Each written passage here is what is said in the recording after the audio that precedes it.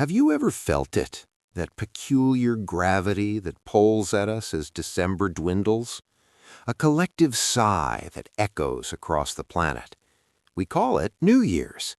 We celebrate it with fireworks, kisses, and promises we may not keep. But beneath the glitter and the noise lies a quiet, unsettling truth. We are not just marking a date.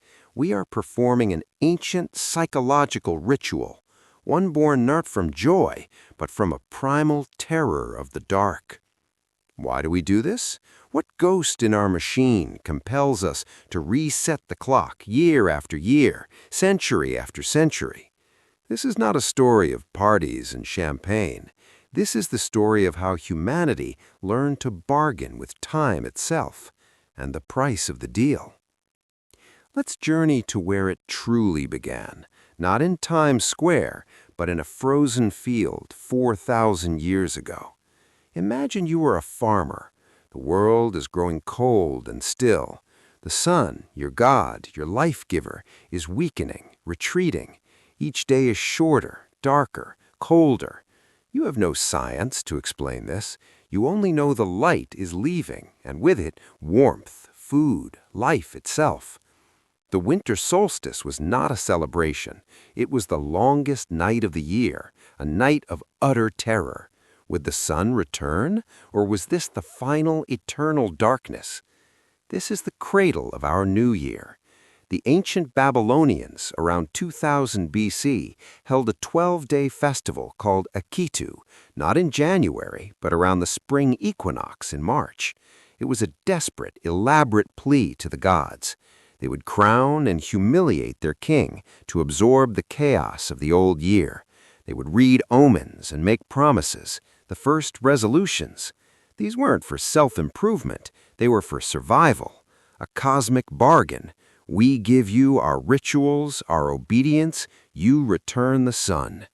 The first secret is this: New Year's is not a birthday, it is a funeral for the old sun and a prayer for a new one.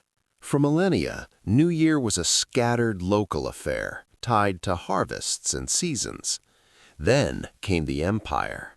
The early Roman calendar, a chaotic relic, had drifted so far out of sync with the sun that winter was falling in autumn. This was chaos for an agricultural state.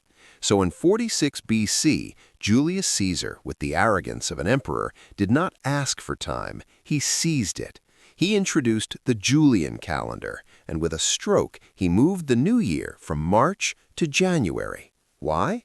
January was named for Janus, the two-faced god of doors, beginnings and endings, the perfect symbol for looking back and forward. But this was not a popular celebration. It was a top-down decree, a political tool to consolidate power, organize taxes, and synchronize an empire to one rhythm. For centuries, people resisted, celebrating New Year's in March, at Christmas, or at Easter. The second secret: our global moment of unison is not organic. It is the legacy of a Roman emperor's bid to control the very fabric of time for his own power. Now, let's turn the lens inward, to you, staring at a blank page on January 1st. Why does this arbitrary date hold such power over our psyche? Psychologists call it the fresh start effect. Temporal landmarks like a new year create a cognitive separation from our old selves. They allow us to categorize our old failures as the old me. It's a powerful illusion. Is there any tangible difference between 11:59 p.m. on December 31st and 12:01 a.m. on January 1st? None. The world hasn't changed. Your problems are the same. The only thing that has changed is a number on a calendar we invented. We have collectively agreed to believe in this reset. So I ask you directly, what is one old you story you tell yourself every year? And what if you could drop that story today instead of waiting for a midnight? But there is a deeper, darker current beneath this ritual of renewal. It's the one we feel in that quiet, solitary moment just before the countdown. The fleeting thought we immediately drown in noise. Another year gone.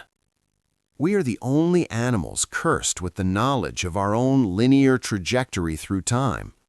We know with terrifying clarity that our years are numbered. New Year's Eve is, in its essence, a spectacular collective defiance of that knowledge. We reframe the relentless one-way march toward death as a cycle. An end becomes a beginning. The party, the noise, the kiss at midnight, it's all a brilliant, beautiful shield against the silence of entropy. We are not just celebrating a new year, we are performing a ritual rebellion against our own mortality. So what are we left with? A holiday born from terror, shaped by political force, sustained by a psychological trick, and used to mask our deepest fear. It sounds cynical, but it's not. It's profoundly human. In insisting on cycles amidst linear time, in creating beginnings from endless decay, we reveal our most defining trait, stubborn, irrational hope.